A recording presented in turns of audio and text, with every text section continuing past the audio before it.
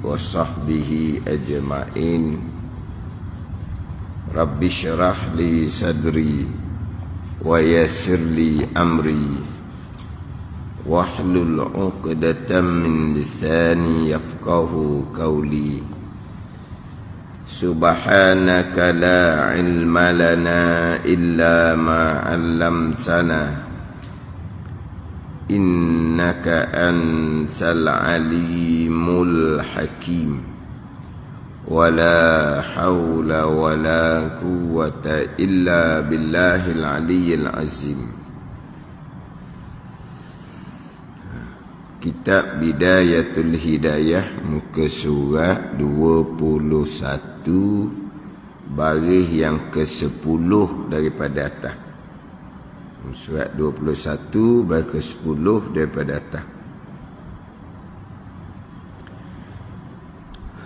Qala al-muallifu rahimahullahu ta'ala wa nafa'ana bi'ulumihi amin. Wa amma burhanu wujubit ittisafihi ta'ala bil qudrati wal iradati wal ilmi wal hayati. Wa amma burhanu wujubi ittisafihi ta'ala bil qudrati wal iradati wal ilmi wal hayati فلأنه لو انتفى شيء منها فلأنه لو انتفى شيء منها لما وجد شيء من الحوادث لما وجد شيء من الحوادث. Terjemahan dia, dan ada pun dalil. Burhan terjemahnya dalil. Wajib bersifat Allah Ta'ala, wajib pada akal bersifat Allah Subhanahu wa Ta'ala dengan kudrah dan iradah dan ilmu dan hayah.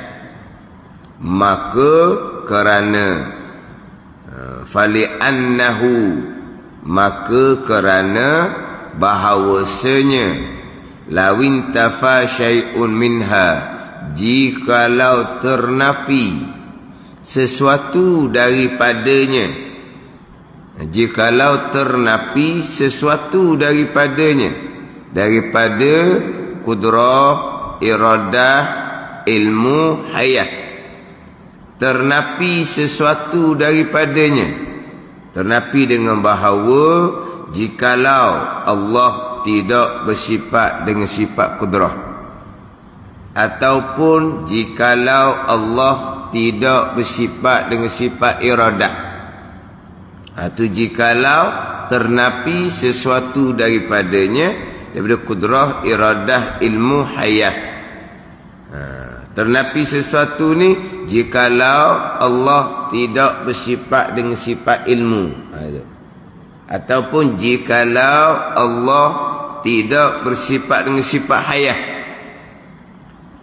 Nescaya tiada diperoleh, lama wujida, nescaya tiada diperoleh sesuatu daripada segala yang baharu, yakni makhluk. Nescaya tak ada makhluk, gitu. Nescaya tiada diperoleh sesuatu daripada makhluk dengan bahawa tak ada makhluk jikalau ternapi sesuatu daripadanya. Bukan ternapi dengan bahawa keempat-empat tu tak ada di zat Allah, tak ada satu je. Jikalau Allah tidak bersifat kudrah, maka tak ada makhluk. Gitu. Hawadis segala yang baharu makhluklah. Kalau Allah tidak bersifat dengan iradah, nescaya tiada diperoleh suatu daripada segala yang baharu. Ini dalil akal. Disekalikan kudrah, iradah, ilmu, hayah. 4 sifat. Disekalikan dalil. Apakah dalil Allah bersifat kudrah, iradah, ilmu, hayah? Ada makhluk ini. Itu dalil dia. Ada makhluk ini. Pendek ya? Itu dalil akal. Yang mana kita maklum aqaidul iman yang 50 berpegang akan sifat yang wajib bagi Allah dan Rasul, berpegang akan hukum sifat yang mustahil bagi Allah dan Rasul, sifat yang harus bagi Allah dan Rasul, wajib fardu ain berdalil. Aqaidul iman yang 50 wajib berdalil. Ada dalil, ada tandaan, ada penunjuk sendiri, bukan semata-mata berpegang aqaidul iman yang 50 turut orang. Kenapa berpegang Allah bersifat-sifat kudrah? Orang mengajar kata, semua pakat kata. Pakat pegang jugalah, macam ramai-ramai orang lah. Dan ramai-ramai semuanya kata Allah bersifat dengan sifat kudrah. Lepas tu dah orang pakat kata gitu belaka, pegang sama dengan orang ramai lah. Itu panggil apa tu? Tidak ada burhan, dalil, penunjuk, tandaan tersendiri atas pegangan kita Allah bersifat dengan sifat kudrah. Turut seumpama tu ulama berbeza pandangan. Satu pandangan imannya belum sah, kafir lagi di sisi Allah, kekal neraka selama-lamanya walaupun zahir dia orang Islam. Tetapi pandangan yang muktamad, pegangan dia pegangan yang sebenar. Allah bersifat dengan sifat kudrah contohnya, pegangan yang sebenar. Dia pegang jazam di hati Allah bersifat dengan sifat kudrah. Allah bersifat dengan sifat kudrah tu sebenar. Dia pegang tu betul, comel dah dia pegang. Dah dalil tak ada, maka berdosa dia. Imam sah. Itu pandangan yang muktamad. Tapi satu pandangan pegang, pejak, putus dah di hati Allah bersifat dengan sifat kudrah contohnya. Betul pegangan tu. Kerana tak ada dalil sendiri turut orang, imam tidak sah. Faham tak ni? Orang yang berpegang tanpa berdalil, dia panggil apa? Khilaf pada kupu. Khilaf pada kupu dengan bahawa ada ulama kata kafir, imam tidak sah. Tapi itu pandangan daif, pandangan lemah, pandangan daif pun ulama juga yang kata. Mana apa tu? Berat tu. Sebab khilaf pada kafir tu. Khilaf pada kafir. Bukan khilaf berdosa besar ke, berdosa kecil ke. Kan dia ada khilaf seumpama tu kan. Haram. Ijma' ulama' haram. Tapi ijma' ulama' kata haram. Haram ni ada dua. Ada haram dosa besar, ada haram dosa kecil. Khilaf ulama', ada sebahagian kata haram dosa besar, ada sebahagian kata haram dosa kecil. Itu haram. Khilaf haram dosa besar, dosa kecil. Hak ni khilaf imam kafir tidak sah lagi, ataupun imam sah tapi berdosa. Ini beratlah. Kalau berpegang aqaidul iman yang lebih tanpa berdalil, semata-mata turut orang, dipanggil taklid, turut orang. Dipanggil akidah orang yang muqallid, dipanggil akidah orang yang muqallid. Apa dia orang muqallid ni? Orang yang turut orang dalam bab pegangan tanpa ada dalil sendiri. Di pandangan muktamad, imam sahlah. Sebab dia berpegang sungguh-sungguh.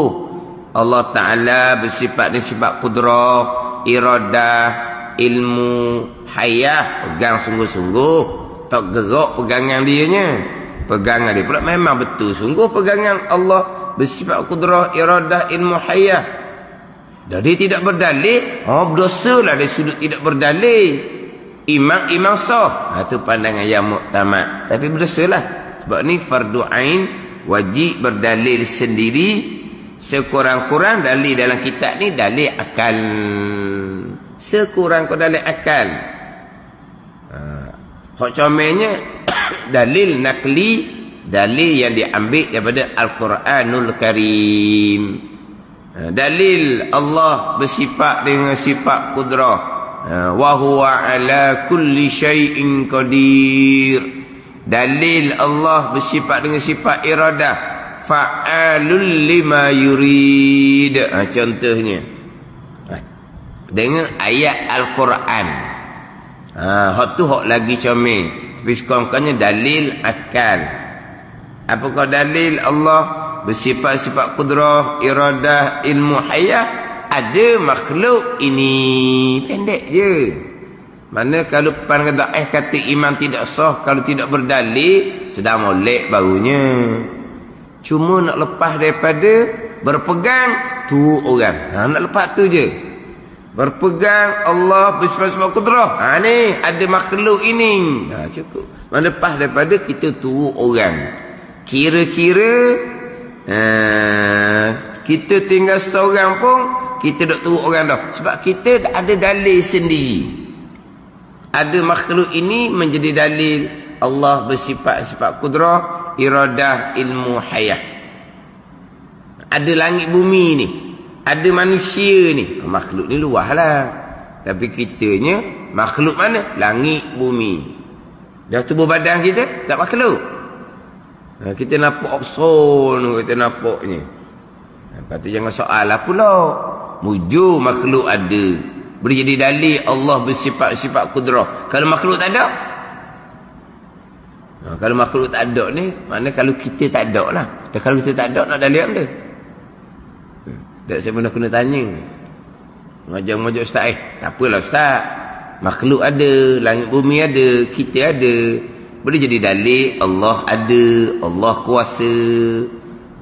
Kalau fardu takdir makhluk tak ada, langit bumi tak ada, kita tak ada, nak pakai dalil dia ustaz kita tanya. Dan kalau kita tak ada, nak dalil apa? Yelah kita tak ada, tapi nak pakai dalil apa? Dah kita tak ada, nak dalil apa? Dah kita tak ada. Yelah kita tak ada, tapi nak pakai dalil apa? Bumi tak ada, kita tak ada, nak pakai dalil apa? Dah kalau kita tak ada, nak dalil apa lagi? Dah kita tak ada. Yelah, memanglah kita fardu takdir kita tak ada. Fardu takdir je. Fardu takdir kita tak ada, nak pakai dalil apa? Dah kalau kita tak ada, nak dalil apa? Kita tak ada dalil lah, kita pun tak ada, nak hidup. Yelah dia kata dia tak faham. Dia tak faham. Dia ulang-ulang tanya tak reti nak jawab. Lama pening. Sama-sama pening. Jadi otak dia terligat. Ada makhluk ini dalil Allah kuasa. Ada makhluk ini dalil Allah kuasa. Kalau kita fardu takdir makhluk tak ada, nak akan dalil apa? Dan kalau makhluk tak ada, langit bumi tak ada, kita tak ada, nak akan dalil apa? Kata dah kita tak ada, nak dalil apa? Dah kita budak hidup. Tapi dia tanya lagi. Kata tak kerti nak pergi lah jadinya. Dia tak faham. Dah kita tak ada, nak dalil apa?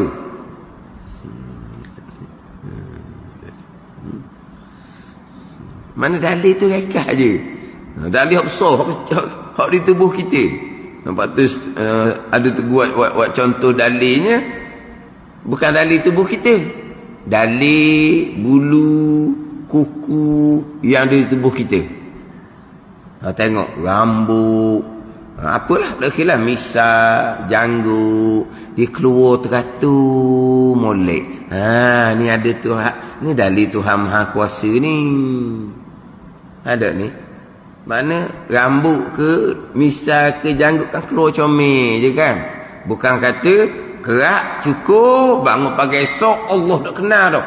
Muka jadi pesan lain dah penuh. Dah teratur je tak lah susun. Tu dalil Allah Maha Kuasa. Berapa beli orang atas dunia ni. Tapi ada juga yang Allah tak jadi panjang. Bulu kening Allah tak jadi panjang. Duduk situ je. Fardu takdir lah diri cukup nak jadi tak cah. Tak car cukup dah. Cukup bulu kening tak car. Dia cukup tumbuh semula tak bulu kening. Tumbuh. Tuan buat tumbuh semula. Tapi tumbuh tu putih setakat tu juga. Dia takkan jadi panjang. Hak bulu kening hak ada tak panjang. Cukup habis. Jadi macam tok car. Lepas tu tumbuh balik. Tuan buat tumbuh macam mana? Tumbuh jadi tak putih. Tutup biji-biji mata. Tak. Putih setakat tu pula. Kau ngaji sains macam mana? Apa beza kepala misah ni, daging di misah ni, daging di dagu ni dengan daging di keningnya? Apa beza?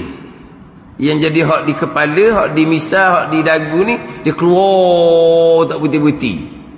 Kenapa hak daging di kening ni dia punya bulu dia betis setakat tu? Kalau sains lah. Apa beza dia? Ada kira sains nak zahir. Hakikat Tuhan belaka. Tapi kalau kira sains macam mana? Kenapa hak bulu di kening tu tak panjang? Kalau cukur pun tumbuh balik tak panjang. Apa beza daging di kening dengan daging di misah dengan daging di janggut? Kalau ilmu sains lah. Kemudian mari mana bulu hak tumbuh? Kepala luka, tak ada bulu dalam kepala. Dagu luka, tak ada bulu dalam dagu. Bulu mari mana? Sama juga dengan kuku. Kuku mari mana? Pendek ni adanya, tapi panjang. Teratur molek. Bukan kata pagi ni kat kuku dah, tidur, bangun tengok panjang semula. Ada, teratur molek. Dalam daging tu tak ada kuku pun. Mari mana? Itu dalil Allah Ta'ala Maha Kuasa. Tu je. Tak ambuh turut orang semata-mata dalam bab pegangan. Ada dalil rekah je, dalil pendek je. Ada makhluk ini dalil bagi qudrah, iradah, ilmu, hayat. 4 sifat. Hak panjang dahulunya dalil bagi wahdaniyah yang panjang. Dalil wahdaniyah ni pun sama je dengan dalil qudrah, iradah, ilmu hayat. Dalil Allah bersifat dengan sifat wahdaniyah, dalilnya ada alam ini, ada makhluk ini. Sama. Tapi diasingkan dalil bagi wahdaniyah, panjang pula huraian, sesak dalil qudrah, iradah, ilmu, hayah dengan satu dalil sahaja. Pendek je mata Umi Ibrahim. Dalil yang sama, dalil Allah bersifat dengan sifat wahdaniyah. Ada alam ini, ada makhluk ini. Panjang dalam kitab Bidayah tidak menghuraikan. Kalau Allah tidak bersifat dengan sifat wahdaniyah, nescaya tidak akan diperoleh akan makhluk alam ini. Nescaya Allah jadi lemah kalau tidak bersifat dengan sifat wahdaniyah. Lemah ni kalau tidak bersifat qudrah. Ada dimulai dengan lemah jikalau Allah tidak bersifat dengan wahdaniyah. Itu panjang tu hak dalil wahdaniyah. Walaupun panjang, perincian di dalil panjang fardu kifayah. Hak fardu ainnya dalil pendek je, dalil ringkas je fardu ain. Tapi walaupun ketika membicarakan dalil wahdaniyah tu secara panjang lebar perinci fardu kifayah, tapi apa yang dihuraikan dalil wahdaniyah sudah dihuraikan ketika membicarakan sifat wahdaniyah, sifat qudrah terdahulu, hak fardu ain. Sebab huraian tafsir sifat 20 fardu ain. Dalil tafsir terperinci barulah fardu kifayah. Tapi huraian sifat 20, huraian sifat wahdaniyah, huraian sifat qudrah, tafsir molek-molek itu fardu ain. Jadi dalil bagi wahdaniyah perincian panjang fardu kifayah. Tapi apa yang dihuraikan dalil wahdaniyah itulah huraian masa bicara sifat wahdaniyah terdahulu dan juga sifat kudrah. Ini pentingnya nak kena faham hak wahdaniyah ni.